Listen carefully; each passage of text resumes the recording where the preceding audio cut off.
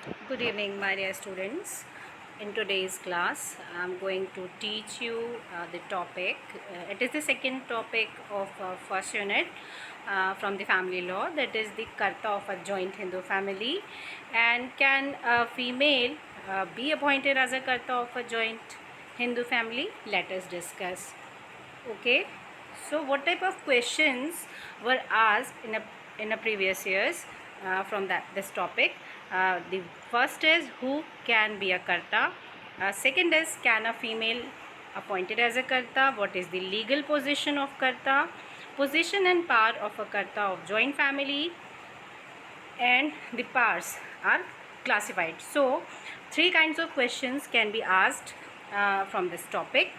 First is who can be a karta, can a female appointed as a karta, and what is the legal position of karta, and position and powers of karta of a joint family. Okay students, so let us start from our college notes. The joint family system under the Hindu law is patriarchal organization, and the head of the joint family is known as karta, who is manager of the joint Hindu family. Karta is known as manager of a joint Hindu family. Okay. And what is the joint Hindu family system under Hindu law? It is a patriarchal organization. Okay, and the senior most male member of the family will be a karta. So who can be a karta? A senior most male member of the family will be a karta of the family. It is a general rule. As a head or manager, he is the representative of the family and acts for on behalf of the family. So students, a karta can be a representative of the family. He acts for or on behalf of the family as well. And generally, where a family consists of father and his children, the father will be karta of that family. Okay. However, it is open to the senior member to give up his right of being karta. In such case, next senior member becomes karta, but a women member is not competent to act as a karta, because a woman cannot be a co-partner. Actually, it is an absolute rule, and from the amendment of 2005, this rule is excluded, abolished, and now a woman, a daughter, can also be a co-partner of a co-partnery or joint Hindu family. So further, however, a minor may act as a manager through his legal guardian till he attains majority. A minor generally cannot act as a karta, and in extraordinary exceptional circumstances he can act as a manager of a family through his legal guardian until he attains the majority only. Okay, if all the sons are minors, mother may act as guardian, but she cannot be a karta or manager of the family. Okay, karta is the person in whom other in a family repose confidence. So between the karta and the family members there is fiduciary relationship. Fiduciary relationship because there is always a need of manager to look after the welfare of the minor members and females in a joint Hindu family.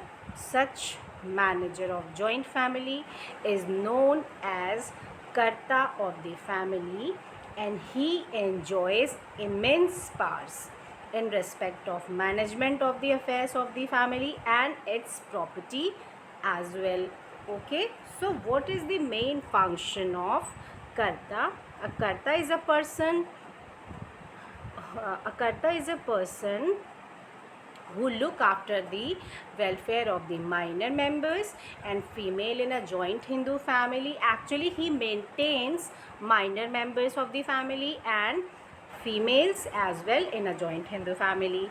And such manager of joint family is known as Karta of the family, and he enjoys immense powers for the purpose of proper discharge of his duties, his functions, his powers as a karta.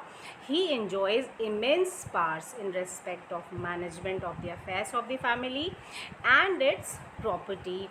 He is regarded as he is of the family and occupies the supreme position in the matters of the family. He is certainly the manager of the family property with the powers which an ordinary manager does not possess, and the karta therefore cannot be equated with the manager of the property. So, students, my dear students, though he enjoys immense powers in respect of the management of the affairs of the family and its property, but there are some certain restrictions over the powers of the karta of the family, and only some particular powers are given to the karta of the family in discharge of his powers and function. And what are that particular powers? We will discuss further. Okay, so what is the position of the manager or karta of a family? The position of manager in a joint family cannot be compared with a trustee or an agent or a partner in a firm under any legal system of the world. In this connection, the Privy Council observed that the relation of such person is not that of a principal or agent or of a partner. It is more like that a trustee, but he is not a trustee in the sense that he is liable to account for past dealings with the family property, nor he is under the same obligation to economize and to save as would be the case with a paid agent or trustee. So, a manager or karta of the family cannot be compared with a trustee or as an agent or a partner in a firm, okay, under any legal system of the world. Okay. Cowell in Tagore Law Lectures has observed that he is a sort, the karta is a sort of representative owner. His independent right being limited on all sides by the correlative right of other and burdened with a liability coextensive with the ownership to provide for maintenance of the family. So, what is the powers of the karta? The powers of the karta in a joint family property is not larger than a co-partner in the family, nor has the karta larger right to enjoy the same than any other co-partners. So, dear students, karta possess same powers as other co-partner of a family possesses in respect of the co-partnership property or other things. Okay, he does not get any remuneration for the services he renders in the family. And the following are the general powers of the karta of a joint Hindu family. Number 1, power over income and expenditure. The first power of the karta is to power over income and expenditure. The karta exercises extensive control over the income and expenditure of the joint family, and since his position is not like the trustee or agent, he is not bound to economize. He is not bound to economize or save like a trustee or agent, provided he spends the income of the family for the benefit of the members of the family. For example, maintenance, education, marriage, shraddh, and other religious ceremonies of the co-partners and of the members of their respective families. So it was the first power of the karta, that is power over income and expenditure of the joint Hindu family or Kopashnari. Second is power to manage joint family business. The karta has the power to manage the joint family business. In this respect, he can take all such steps which are, I'm sorry dear students, just wait for a sec. Okay, power to manage joint family business. The karta has the power to manage the joint family business. In this respect, he can take all such steps which are just and necessary for the promotion of the business of the family. Okay, so the karta has the power to manage joint family business. It is the second power of the karta of a joint Hindu family or a Kopashnari. Okay. Third one is power to contract debt for family purposes. The karta can enter into contract incurring debts for family purposes and family business, which will bind the other Kopashners to extend only of their interest in the joint family property, and such debt contract could bind the adult Kopashners personally also if they were parties to such contract. Either it is expressly provided or impliedly provided, or they subsequently ratify the contract, and in case of minor they ratify or attaining majority. So it was the third power of the karta, that is power to contract debt for the family purposes. Fourth is power to enter into contract. A karta can enter into a contract on behalf of the family, entire family. Okay, the karta has the power of making contract, giving receipts, entering into compromises, discharging contracts ordinarily incidental to the business of the family. So it was the fourth power, that is power to enter into contract. Number fifth is power to refer to arbitration. A karta can refer a family dispute to any arbitration on whom family members are agreed. The arbitrator on whom family members are agreed. The karta may refer to arbitration any matter involving the interest of joint Hindu family and the other members of the family, including minors, are bound by the reference and consequently by the award made upon it. So, karta possesses the power to refer to arbitration. Not only this power is possessed by karta, but after this we can see that by making reference, consequently the award made upon it is binding over the family members, including the minors as well. Okay, all right. The sixth one is power to enter into compromise. The karta can enter into a compromise in any matter relating to joint family property. He however has no power to give up a debt due to joint family and give up a valuable item without any return or consideration, though he has right to settle accounts with the debtors and to make a reasonable reduction either towards interest or towards principal in the interest of the family. So the karta of the family possesses the power to enter into compromise also. Okay, and compromise can be in matter relating to joint family property, or it may be any kind of debt of joint family property, give up a valuable item without any return or consideration as well. Okay, power to give discharge. The seventh point, the seventh power is given to the karta is to give discharge. Okay, the karta has power to give a valid discharge to the debt due to joint family, and where one of the member of joint family is a minor, he cannot claim the benefit of section 7 of Limitation Act. Section 7 of Limitation Act provides about the time barred debt, and where the karta has power to give a valid discharge to the debt due to joint family, where one of the member of joint family is minor, he cannot claim the benefit of section 7 of Limitation Act. Okay.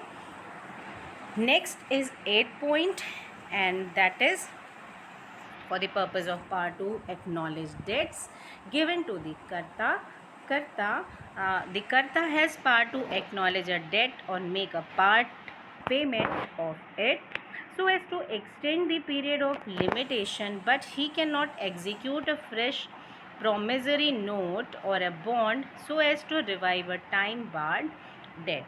So karta also possesses the power to acknowledge debts. The acknowledgement of a debt of a joint family can also be made by a karta on behalf of the family members, and he can make a part payment of it, fresh part payment of it, and he can extend the period of limitation, but he cannot execute a fresh promissory note or a bond so as to revive a time barred debt. Okay. And the next one is part 2, represent in suits. The karta may represent the joint family in the event of a suit by or against the family, so that other members are not the necessary parties to the same. So, my dear students, karta also possesses the power to represent in a suit on behalf of the family. When the representation, the karta may represent the joint family in the event of a suit by or against the family, so that other members are not necessary parties to the same, and the karta himself be sued. Karta himself uh, be sued, or he can institute a suit with respect to any property or other matter of the joint family. So karta can represent a joint family in a suit when he had sued someone or he was sued by someone. Okay, in respect of any property or other matters of the joint family. And the 10th point is the power of alienation of the property. The karta can alienate for value the joint family property so as to bind the interest of the other co-partners, provided it is made, number 1, point A, with the consent of all existing co-partners, they being all adults. Point B, for the legal necessity or for the benefit of estate. So power of alienation is restricted on some certain grounds, that is karta can alienate for the value the joint family property if it is made with the consent of all the existing co-partners and they all are being adults.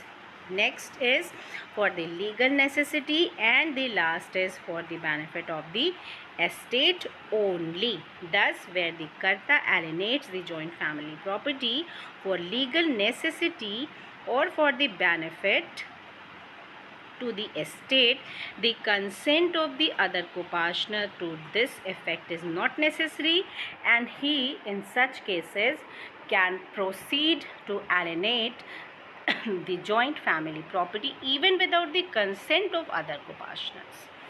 Okay, dear students, he does not enjoy the absolute power to alienate joint family property, and some strict restrictions have been provided over his power in this respect, and the expression for pious purpose has been so often used in different contexts in Hindu law.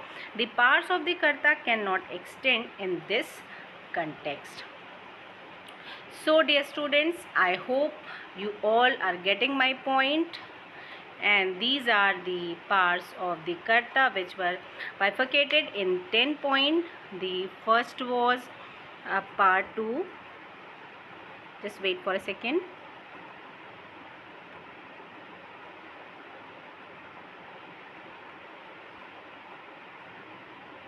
Number one was power over income and expenditure. Number second was power to manage joint family business. Number third was power to contract debt for family purpose. Fourth power was to enter into contract. Fifth was power to refer to arbitration. Sixth was power to enter into compromise. And seventh was power to give discharge. Eighth was power to acknowledge debts. Ninth was power to represent in suits, and the 10th was power of alienation in some certain circumstances with or without the consent of the family members. Okay, dear students, so keep watching my videos and stay healthy and take care, all of you.